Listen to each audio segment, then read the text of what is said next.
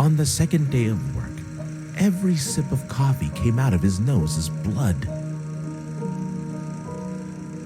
Covering his nose with his hand, Yu went to the restroom.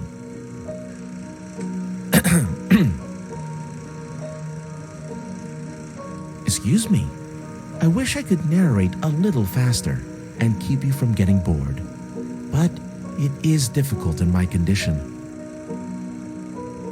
Let's continue.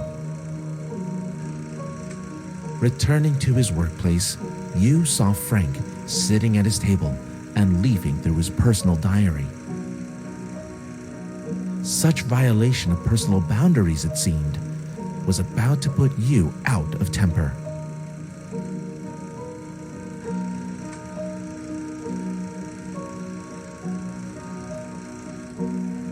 Give it to me.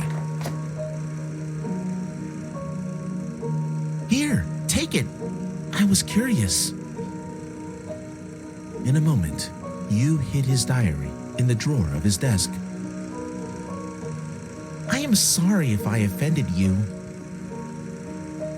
The incident seemed to be over, but Frank's intrusive nature got the better of him. Can I ask you a question? Why does everyone in your notes die?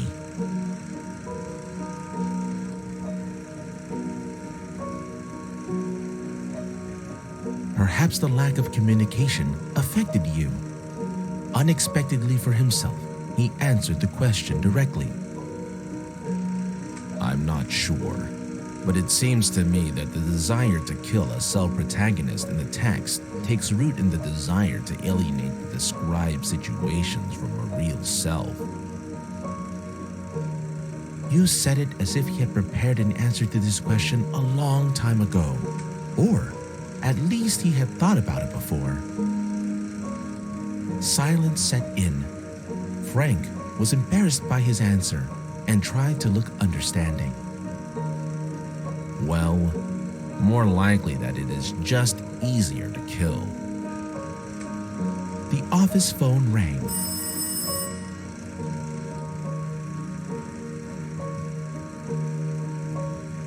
As soon as Yu came up to the phone, the ringing stopped. He barely returned to his desk when the phone rang again.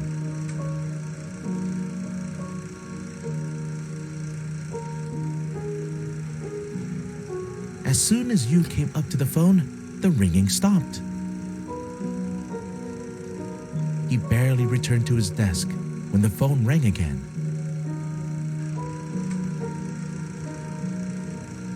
As soon as Yu came up to the phone, the ringing stopped. He barely returned to his desk when the phone rang again.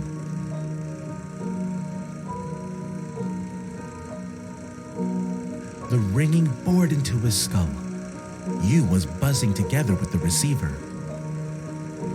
Yu involuntarily took off, but his head started spinning, and he was seeing dark spots. Holding onto the railing, Yu slid down the stairs and jumped out onto the street. He ran into his boss at the door, who stood there smoking. Go to bed now. You can give me the rest of the papers tomorrow. He did not have any strength left to work anyway. Although he left some things in the office, Yu was not in a hurry to go back. He sat down on the doorstep to rest. His vision was not particularly keen on the second day, so it took him a while to recognize a familiar face. Yu livened a little. A welcoming grin appeared on his face. Hi, Max. Why are you not at work? I dismissed my students a little early. How are you feeling? As usual, another night shift. If I was your father, I would have fired you long ago. What will be left for me then? Max answered with a question. Do you want me to take your shift?